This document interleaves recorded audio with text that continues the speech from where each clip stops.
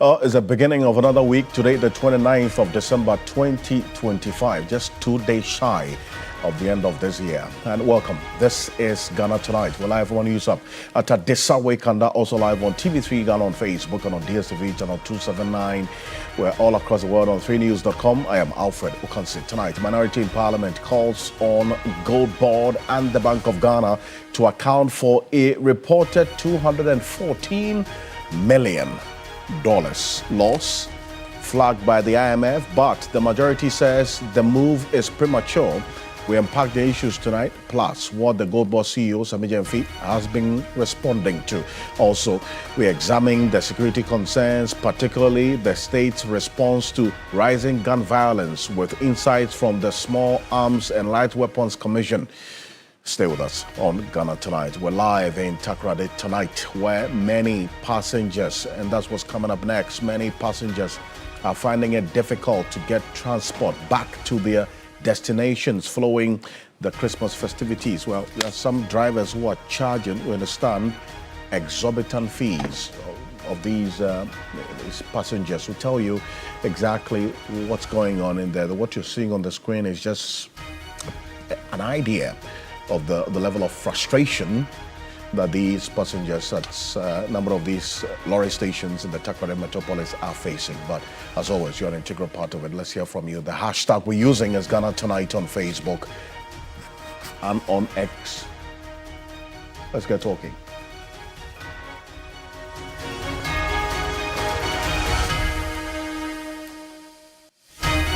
Let's settle for Ghana Breeze.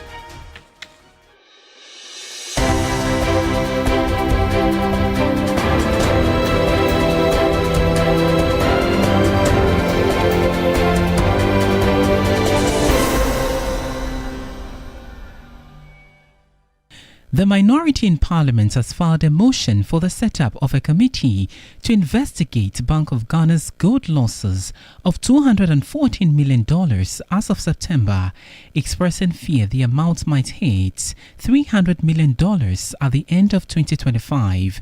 The group has also demanded prosecution of the governor and the Gold Board CEO when it is established that the losses were due to negligence. We are expecting the governor of the central bank and the chief executive of the Gold Board to appear before the committee as other persons who will be invited and to provide all the information that is required for the Republic to understand in detail what has happened and to put measures in place to ensure that it doesn't happen again. And where negligence or corruption is proven, prosecutions must follow, and all recoverable funds must be clawed back to the state.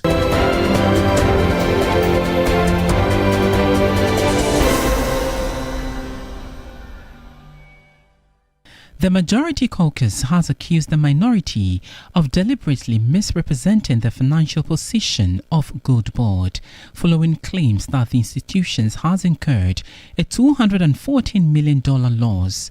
Chairman of the Economy and Development Committee of Parliament, Eric Affo, says the minority's posture is aimed at discrediting the NDC's economic management even before Gold Board renders account to Parliament. The allegation is that Gold Board is in debt, losses of $214 million. Let me put on records that this is serious propaganda, and I know that this will not end anywhere. The MPP and the ranking member of the Economy and Development Committee is jumping before the gun. I was expecting him to wait for the financial year to end, for the Gold Board to render accounts to Parliament, for us to go in detail and see what is actually happening.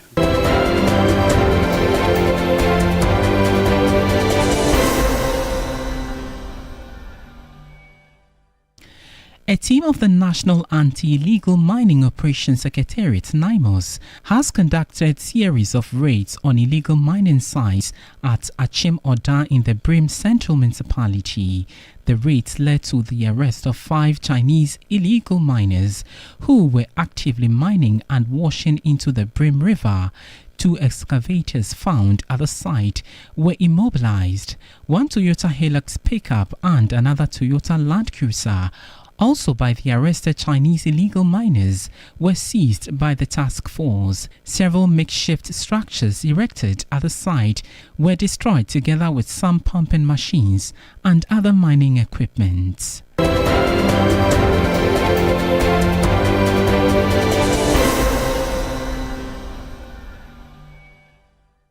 The Minister for Gender, Children and Social Protection, Dr. Agnes Namomolate, has reaffirmed the ministry's commitment to intensify the fight against gender-based violence in 2026. She says talks are ongoing with the presidency to begin the construction of safe shelters nationwide to provide refuge for victims of abuse. We've made some inroads, and we are hoping that the first quarter will see some sword cutting and structures coming up across few areas in the country. Whether it's a trafficking issue or abuse issue, you need to keep the victim safe first. If it is even a transit quarters, you need to keep the person safe before you identify which community the person comes from or which country the person comes from, for their respective countries to take responsibility.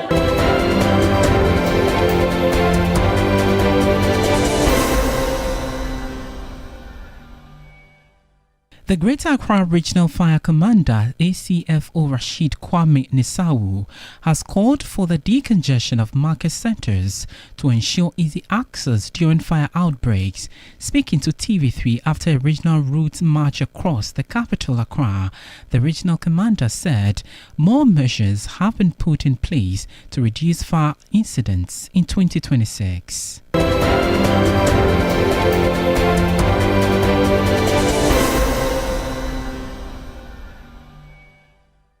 Two-time world heavyweight boxing champion Anthony Joshua has been involved in a car crash in Nigeria that reportedly claimed 2 lives, according to reports.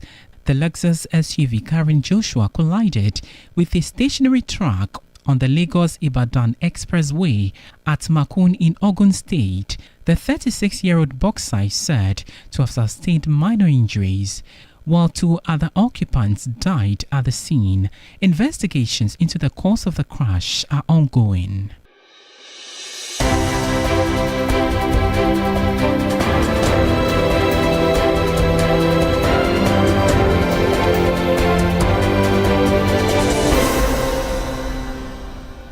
That's more news on 3news.com. Make some time and visit 3news.com. This is Ghana Tonight. We're live on 3FM 92.7. Also on TV3 Ghana on Facebook and on DSTV channel 279.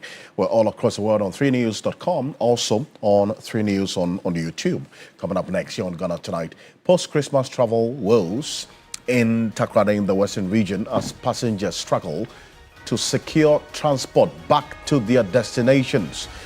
The queue you see there, we're going to tell you how long these queues have been forming, and indeed the frustration and the level of desperation that these passengers are having to endure over a long period of time. Passengers in Takoradi, this is in the Western region, hoping to return to Accra and Kumasi and other major cities in Ghana, have been left stranded due to a severe shortage of vehicles.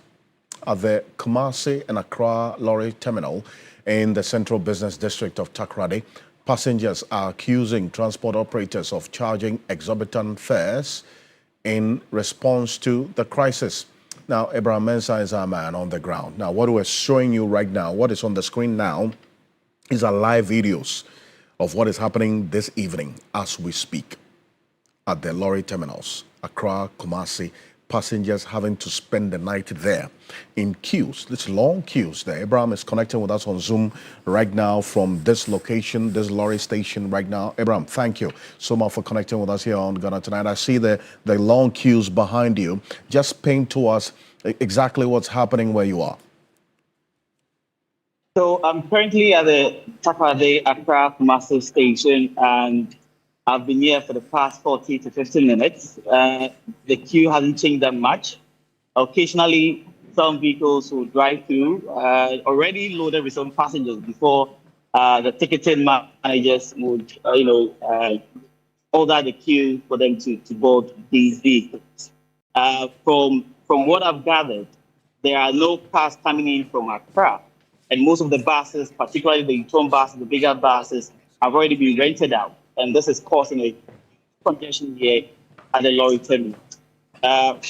With respect to passengers, particularly that are moving towards Kumasi, it doesn't seem too sure that we're getting any cars very soon. For Accra, it is a bit reassuring.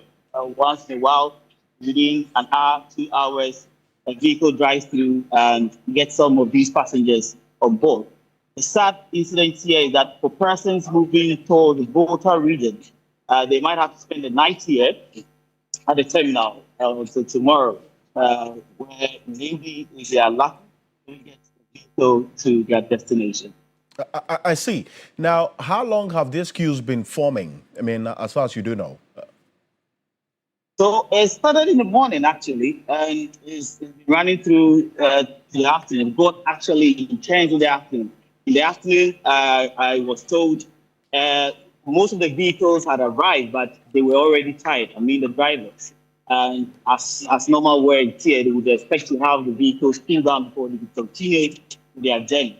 And even for tonight, it's the same thing that is happening here. A number of the drivers are taking their rest. At the far end of the terminal, they park their vehicles, trying to take a nap. Maybe late in the night, around 12 midnight, will continue. But the frustration is still the same. People have had to pack their luggages, sit on beside them. Some have actually taken some benches and they're resting on them. It's not too certain. He's one of the ticketing managers here, and he doesn't seem to have the answers as to when the next vehicle will drive into the station. I see.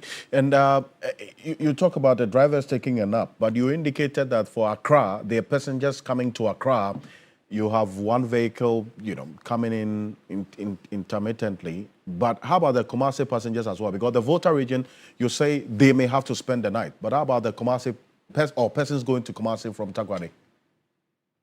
Okay, so behind me are passengers all ready themselves to board the vehicle to Kumasi.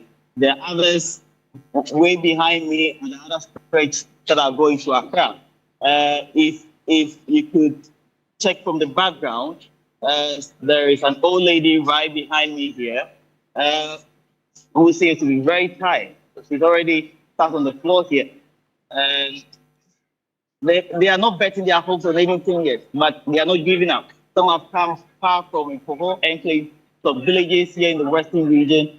One woman I spoke to earlier said she's planning to get to KNUST to work on an admission for the ward. She's not giving up. She's going to spend the night here as far as she can to move to your destination. There are two major terminals, the minivan and the bigger buses that operate at this station here. For now, that of the long buses, from my checks, have spent about 2 hours. They've not gotten any signal yet as to when the next one will come in. And the typical, preference of passengers here in Takoradi to board these younger buses, the bigger buses, as compared to the minivan. But then there's also another key here with respect to those preparing or those heading towards Accra. What I realized is that the new mini vans, I'm talking about Toyota Body vans, are also cashing in big on this crisis. Fortunately, they could take around 6 to 8 passengers at a time. And then again, the usual show are also driving in, and persons that are interested in such kind of a transport system are also joining in to their destination. But when you check the clock, it's getting late for most of us here, and there isn't much of a hope. Right. The only thing is that as and when a vehicle comes in, for that reason, the ticketing managers are not even getting people to pay up for their tickets. because they don't want to be caught up in a situation where they are unable to deliver on these transport services. Abraham, I wanted to just hold on a bit for me. Now, we don't hear from some of the passengers we've been speaking to earlier in the day, telling us how long they've been at this, and we'll find out what the authorities have been telling you. But this is it. Take a look.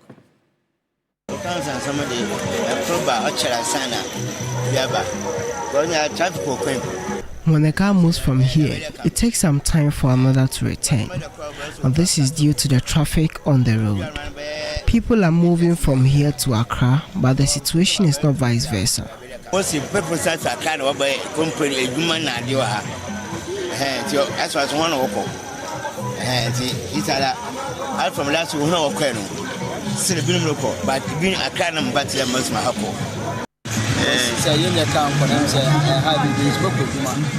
The shortage of vehicles here is quite problematic. Some of us have work to return to.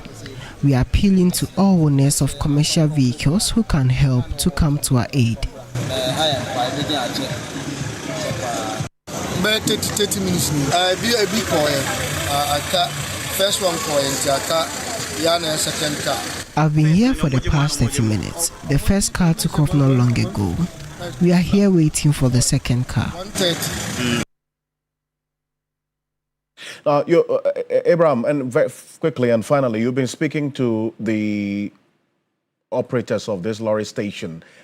What have they been telling you about this abnormal situation of these vehicles not being available, which has caused these long queues and people having to spend the night, possibly, there?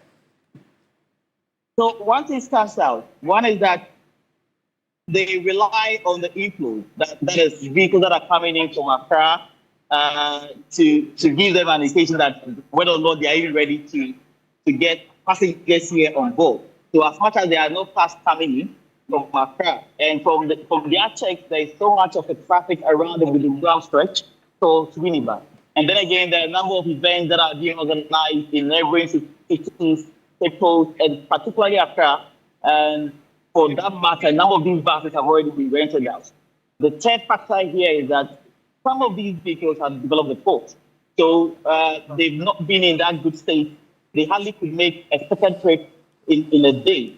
A week before the Xmas festivity, I spoke to the regional chairman for the GPRTU about this very situation, of anticipating that such a problem would surface, because you get to receive hundreds and thousands of people here in the Western region during Christmas. So we asked whether or not they have that fleet of people to facilitate the kind of transport that will be required here in the Western region. He didn't seem too sure, emphasizing that some of their vehicles are already at the workshop because of how terrible the roads are. And here we are with this situation. And from what I've gathered, there was an emergency meeting that was held at the regional secretariat. I'm yet to understand or yet to learn about what the details are. Hopefully tomorrow you'll get our listeners or viewers informed about whatever transpired in this meeting, particularly with this crisis that you're encountering here in the city. Abraham, thank you very much for this update. I know that you're going to be there with these passengers. You just for the sake of the news and to inform our viewers, tomorrow Abraham is going to spend most of the night there with the passengers as well to come to speed with their reality throughout the night. Abraham Mensah is our man in the Western region for us here on Ghana Tonight, and quite unfortunate a development there. Quite a number of people, we understand, especially those go to the Volta region, may have to spend the night at this lorry station. We're keeping an eye on this one, so stay with us here on Ghana Tonight. But coming up here on Ghana Tonight, and we'll go straight into matters that has been unfolding over the last at least 72 hours, maybe over 72 hours now. A $214 million loss flagged by the IMF sparks a standoff in Parliament as the minority demands answers and the majority is urging some level of caution, they say. Well, earlier today, the minority in Parliament demanded a parliamentary probe into the activities of Gold Board. Now, this call comes in the wake of an IMF report indicating a $214 million loss recorded by Gold Board at the end of the third quarter. The minority wants some answers and possible parliamentary probe into the activities of Gold Board. Now, this call comes in the wake of an IMF report indicating a $214 million loss recorded by Gold Board at the end of the third quarter. The minority wants some answers and possible parliamentary probe into the activities of Gold Board. Now, this call comes in the wake of an IMF report indicating a $214 million loss recorded by Gold Board at the end of the third quarter. The minority wants some answers and possible prosecution if after the probe there's establishment for that. Kojo Opon-Kroma is ranking member on Parliament's Committee on the Economy and Development, and Ofwashe Ayerebi, member of Parliament. This is what he had to say. Take a look. There's a person known as Alhaji Bawa of Bawa Rock Limited. We bring to the attention of the Ghanaian people the role of his company becoming the only aggregator licensed by the Gold Board to purchase all artisanal gold directly for the Gold Board from suppliers across the country.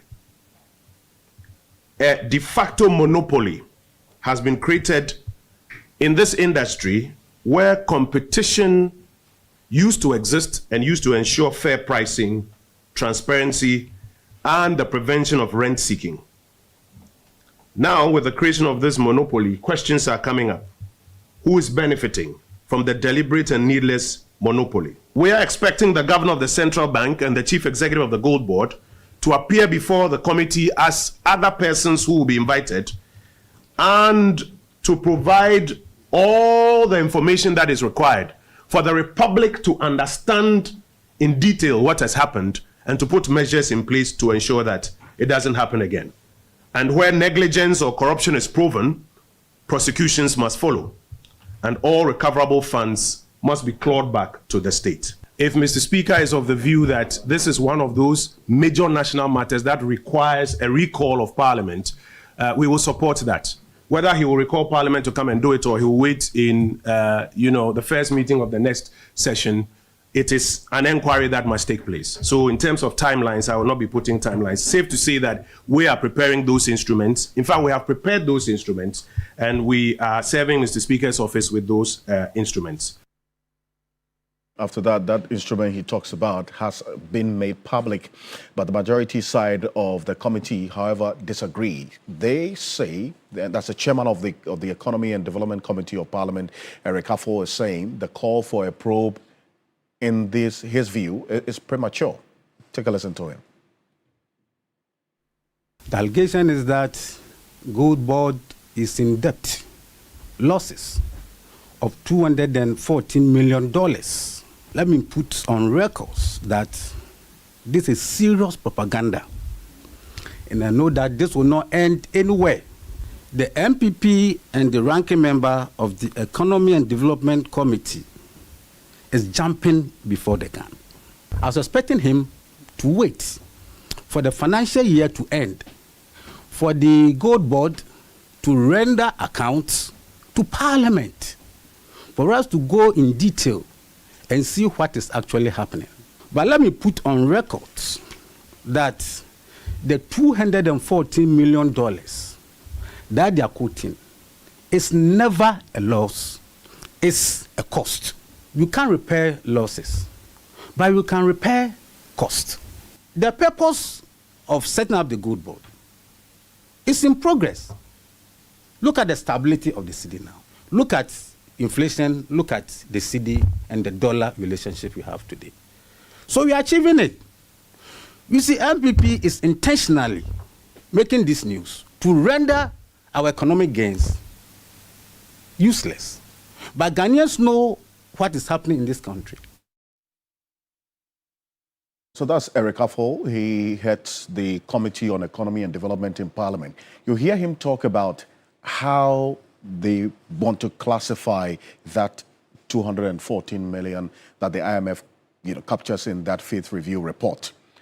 They don't want to see it as a cost, in fact, as a loss, but rather as a cost. And if you recall, on Saturday on Key Point, when Sammy Gyamfi, the CEO of Gold Board, joined us and made that intervention, he did indicate that to every transaction, there is a cost. And that what they are seeing and how they want to interpret it is the cost of this particular transaction, and also juxtapose it with what has been achieved over the period.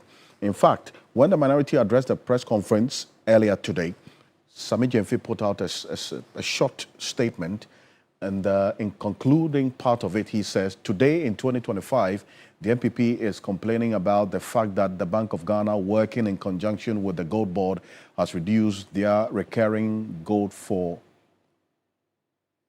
the gold for reserve program and gold for oil losses to 3.3 billion, and yet inflation has declined for 11 consecutive months from 23 to that's from 23.8 to 6.3%, while the Ghana cedi has cumulatively appreciated by over 35% against the US dollar. The first time the cedi is appreciating since the year 2007. Well, they say they want a probe. We welcome that probe.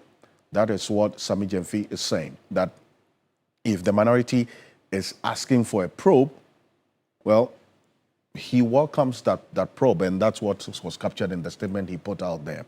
Now, we're going to have a conversation on how all of this is evolving. But first off, take a listen to Sammy Gyamfi on Saturday when he made that intervention on Key Point regarding the pricing mechanism, because that is one of two issues that has come up as to why there is a discounted pricing mechanism that has resulted in this loss. That the Bank of Ghana is now selling at a discounted price of about 5%. He explained why. And he says that was to check smuggling. Okay? Take a listen to him. The policy justification was that we needed the Forex so bad to bring about macroeconomic stability, the benefits of which will make that loss infinitesimal.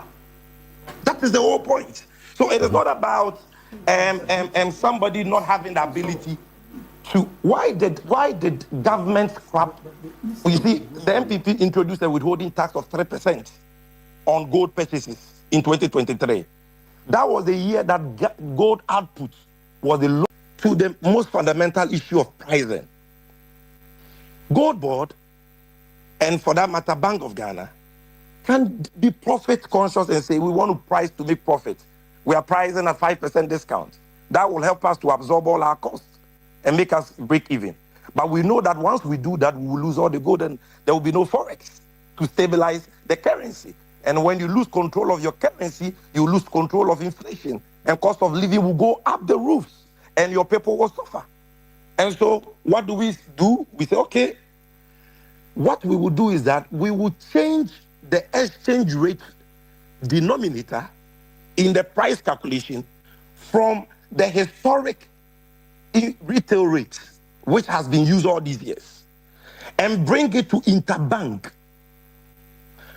Prof, by doing that, Gold Board has already discounted the local price of gold by more than 10% already. So to slap another discount on the world market price will make our price uncompetitive and only deepen the leakages and defeat the whole essence of the program.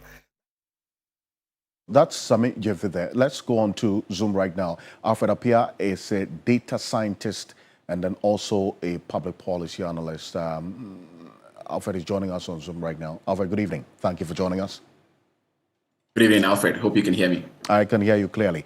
And I start off from where Sammy Gyamfi ended. You see, because there is the analysis of whether this 240 million, if so established after the audit, as the Bank of Ghana wants to now also make the point, should be seen as a loss or a cost.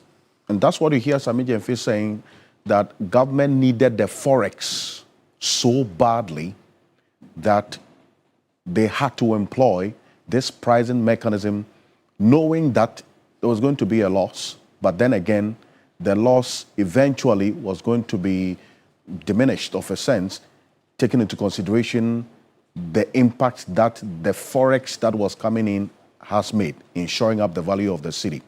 How do you go around all of this, taking into consideration what the Bank of Ghana is saying and what the IMF has also captured in their report?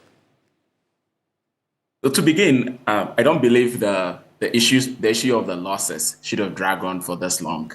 I think it's clear that there've been losses, but it was the initial denial and the attempts to spend the losses that I think has led us to this, this whole back and forth, right? Because I think, that it's pretty clear when you listen that, it has gone from, we're not aware of any losses now to say, it's a cost, and all of that. And in any case, it is true that, you have done this, you've generated certain benefits that, it's impacting the economy. So then I don't understand what the rationale was to now start almost like trying to deny the existence of such losses. One other thing that I want to say is that, as we are thinking about the gold board and we are thinking about its impact, I think that requires more comprehensive analysis than what has happened so far, right? Where we are only counting how much has been generated in Forex. The gold board by design does not produce gold, right? And it does not also set the gold prices. And also, this is not the first time that we are taking or we are aggregating gold from the small scale sector to generate Forex, right? We've been doing this for some time now. So when, for instance, last year, we exported about 64 tons of small scale gold.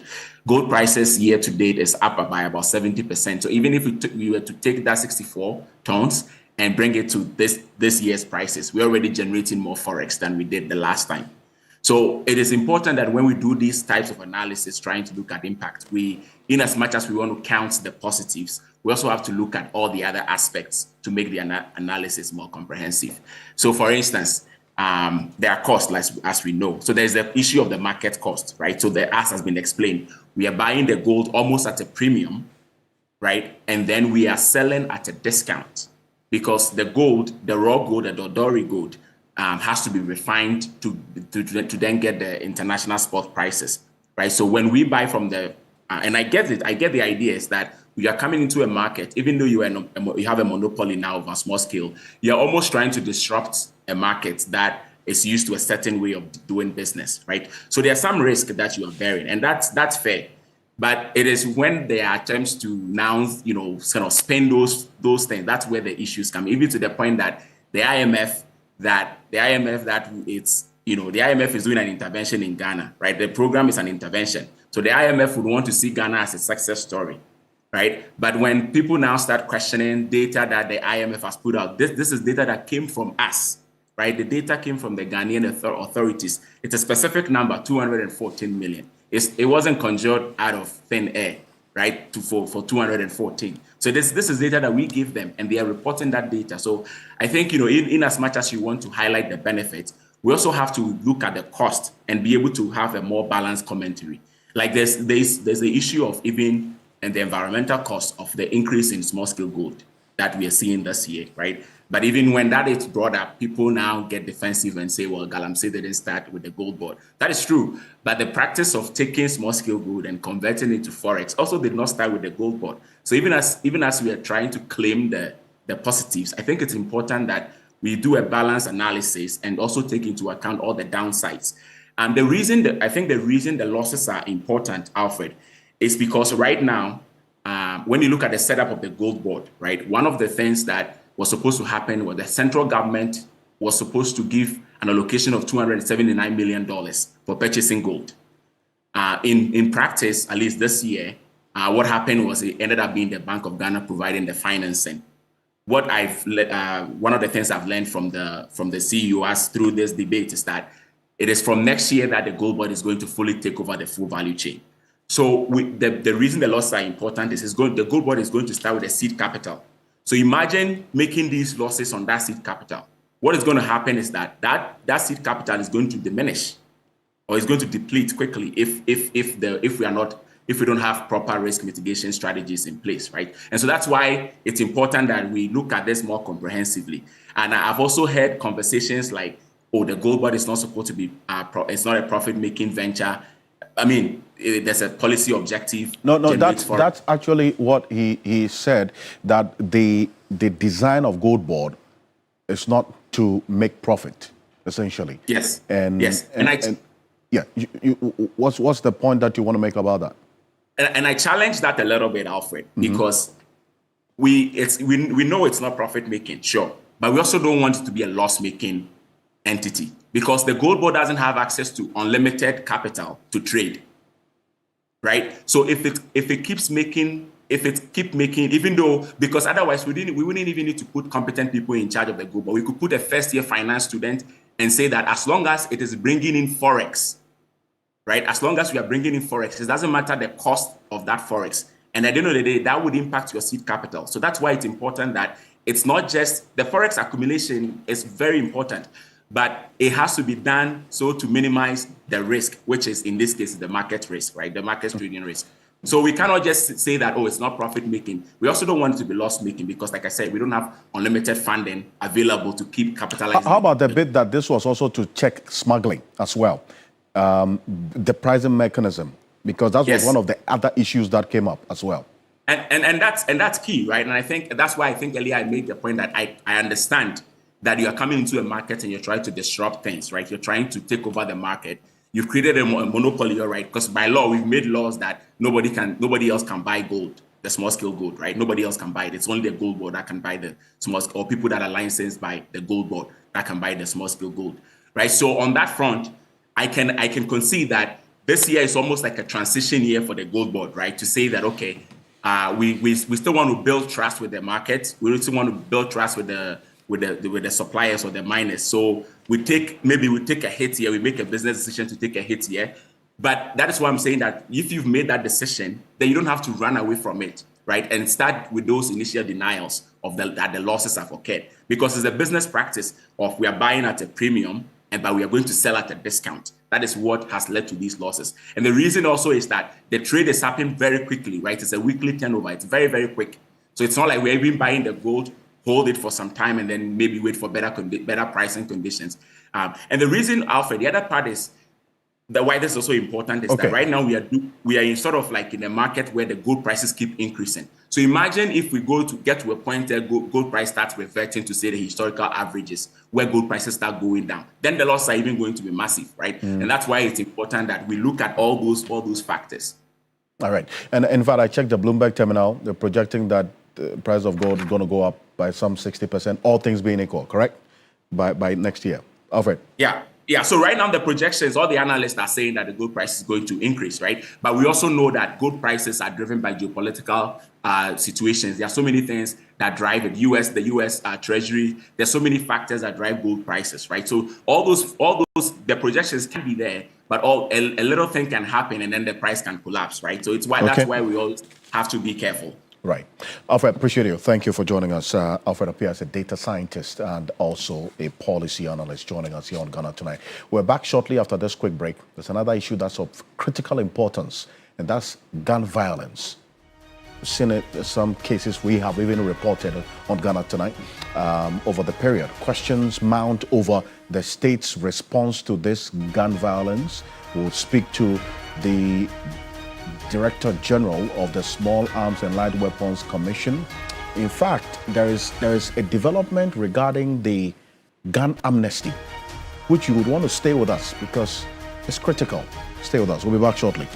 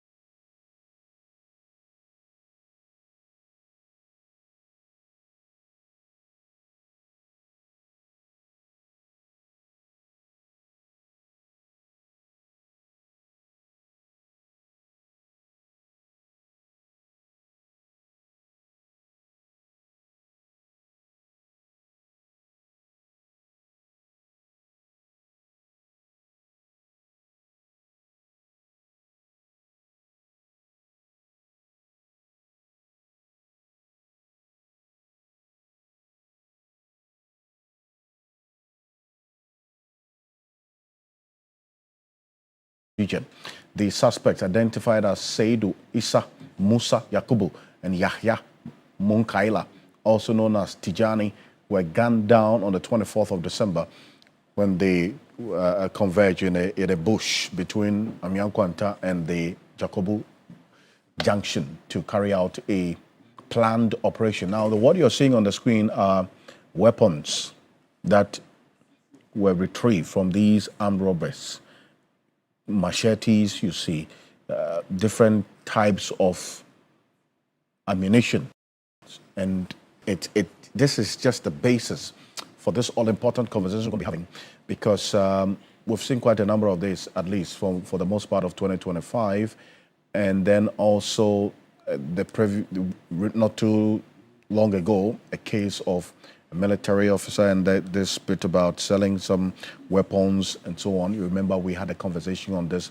Let's go back into time. Let's recall exactly how the picture looked like, at least for this year, and regarding cases of persons using arms illegally. There was an anti-Galamsey raid, a pistol, 4 shotguns, assorted ammo seized with no casualties. On August 1, also in Nkwanta in the Oti region, there was a joint police military raid, 2 locally made guns and ammunition confiscated. The suspects were arrested. On August 7, August 8 in Chiashi and Accra, there was a sting operation against illegal firearm makers, 3 unlicensed pistols seized, 3 men arrested. On August 22 to 23 in the Eastern region, Akwatia specifically, the pre-election security swoop that led to the 9 firearms seized, 8 shotguns, 1 single barrel gun. If you recall, this was in a vehicle that the police impounded. There was July 29 in Obuasi in the Ashanti region, a checkpoint search and registered pistol, 9mm found, suspect arrested. December 10 in the Greater Accra region, targeted raid, unlicensed parabellum pistol and drugs seized. Dr. Adam Bona is with us in the studio. He is Executive Secretary of the Small Arms and Light Weapons Commission. Is joining us. Thank you. Thank you so much for joining us here. Thank you. From Ghana tonight. Thank you. Merry Christmas to you. It's in order. Same to you, and Happy New Year in advance. Indeed. But you have not been enjoying the festives. We understand there's been quite some work you've been doing. But before we get into it, what I just showed to our viewers, it paints a certain picture, is it not, with the illegal access to these small arms and light weapons across the country. How has your own assessment been over the years since you took over? Well, over the years, I think not much has been done. I'm sure if something had been done, you would have known. And you can see me in my... it's become almost like a shirt I wear even when I'm sleeping. And my colleagues at the Small Arms and Light Weapons Commission and the team, we are required to wear this as, for people to know the essence of the gun amnesty. Let me use this occasion to thank the Honorable Minister of the Interior for the support he's given my commission, my management, JB, Carl, Malam, and the rest at the commission, and in fact, the Chief Director of the Interior Ministry, and my colleagues within the Ghana Police Service, IGP himself, the CID boss, who happens to be on my board, and my board, the board of the Small Arms Commission.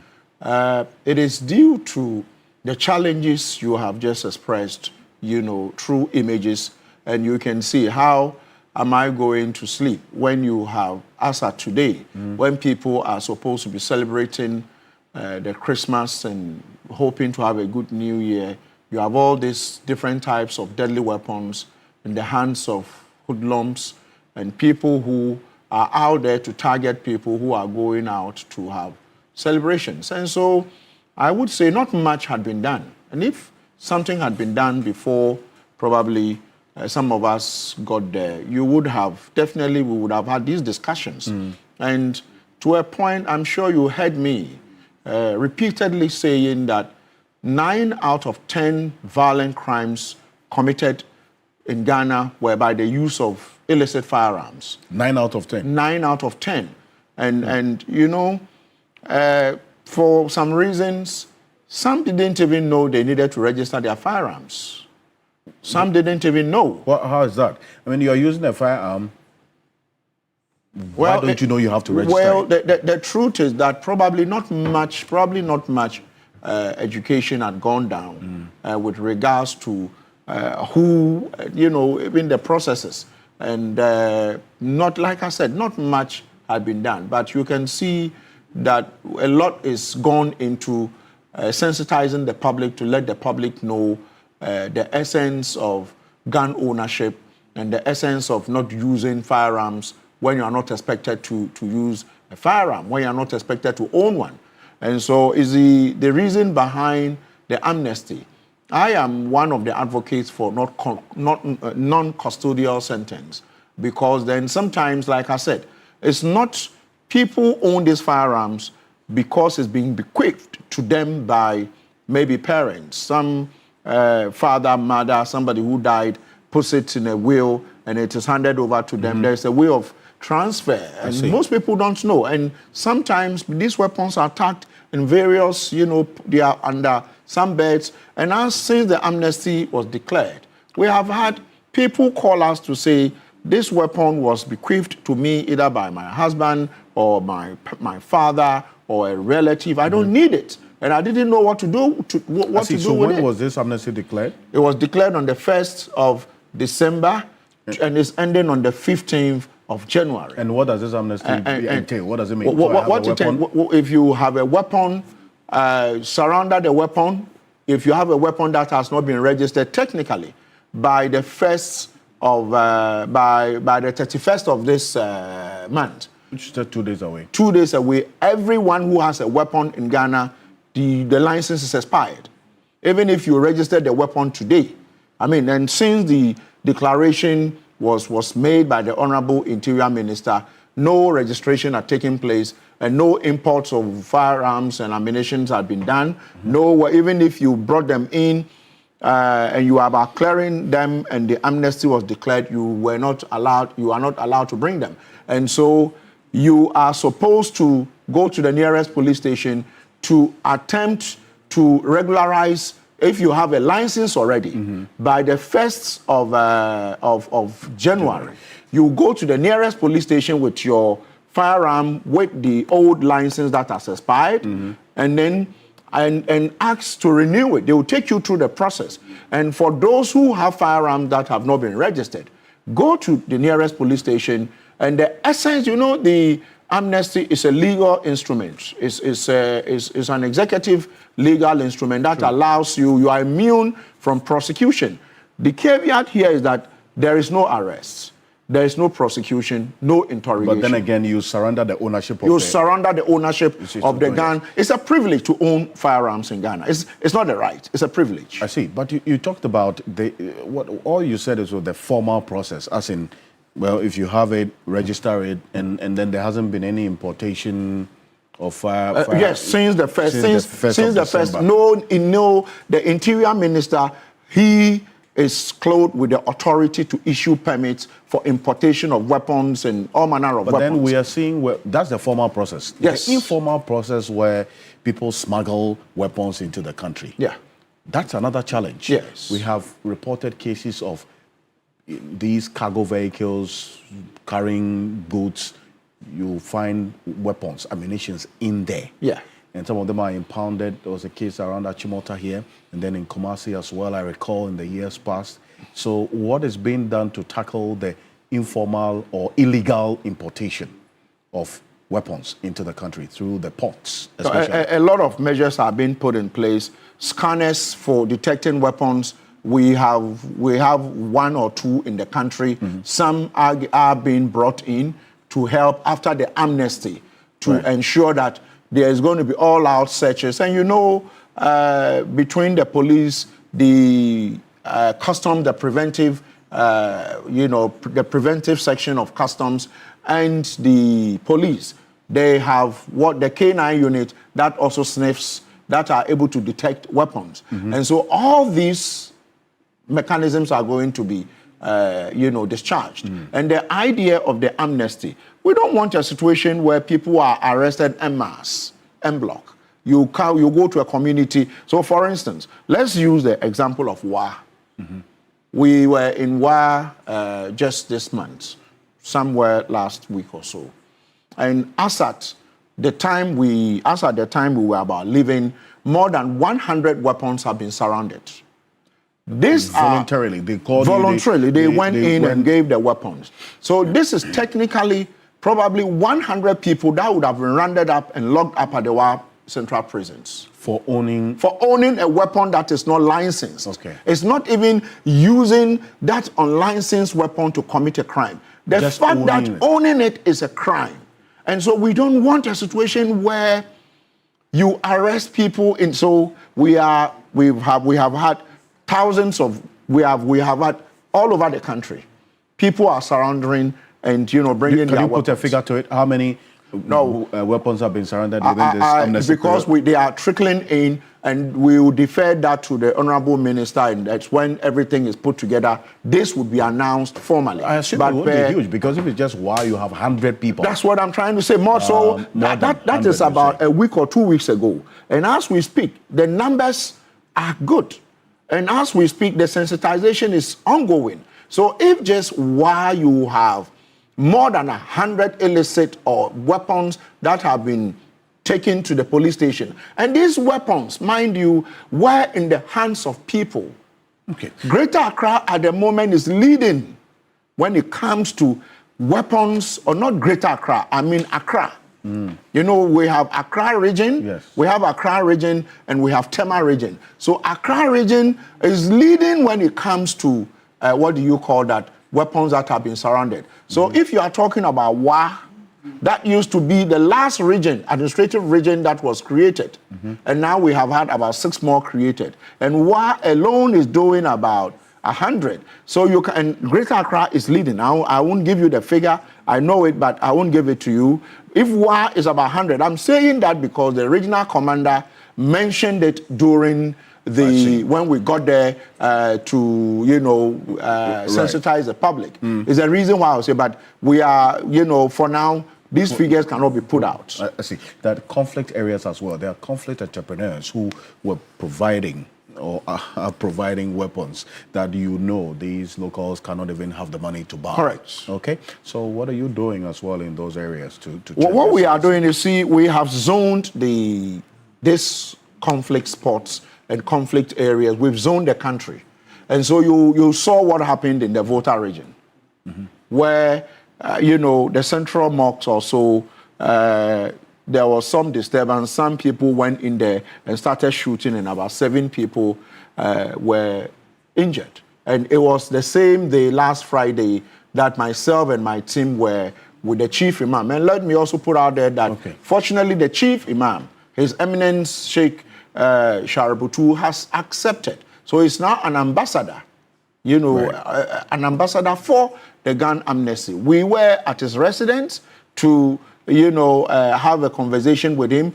We worshiped with him and interacted with Muslims at the national mosques, and we, had the opportunity to sensitize the general public. Some things came up, but mine is that it is significant to know that the whole chief imam of the country has accepted to be an ambassador of the gun amnesty. It tells you how important this amnesty is. So if anybody watching us has a weapon they're holding or owning illegally, and they don't surrender it before the end of this amnesty, what happens? Well, if you don't surrender it, your guess is as good as mine. The law is clear. You will go in, you will be arrested. What is going to happen is that, you see, let me put it out. We are going to deploy what is called the informant mechanism, or the informant system, where if A has a weapon and has refused to surrender the weapon between now and the 15th of January, B knows A has a weapon and hasn't surrendered it. B would report to us, the police and the rest, will report, and A would be arrested, and B would, as simple as possible, will be given a reward.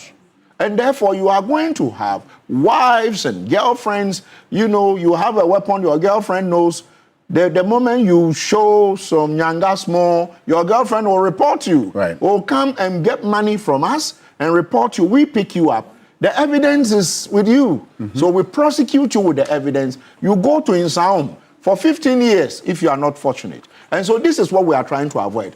Everyone who's watching us, we know those who have the weapons. This is to allow the ones who didn't intend or didn't know. I'm here. It is gone past 11. I'm here talking to you because we don't want people to be arrested because they have weapons. And you saw, I shared a video with one of your Wedam. A young musician is in town and someone is shooting in the air. And he repeated it that, he knows it is wrong. It is now wrong to do that. It means he has heard about the amnesty, but he still discharged a weapon, which is a crime simpliciter. And you're going to take action? Oh, yes, of course. I mean, that person will be arrested. As for that, if you look at the NRCD 1972, it's very clear. Section 7 says that you need the consent of the IGP to display and, in fact, discharge a weapon. And the weapon that he discharged is not one of the registrable weapons. I see. Which he discharged. Interesting. And so it's important that you make this point because that video has gone viral. And so if you reference it, there are a number of people who can relate. Dr. Adam Bona, thank you so much for coming. And we can only wish you well. Executive Secretary of the Small Arms and Light Weapons Commission. On behalf of the rest of the team, we do appreciate your company. Join us same time tomorrow on Ghana Tonight. I am Alfred Okansi. Have a good night. Ghana Tonight is brought to you by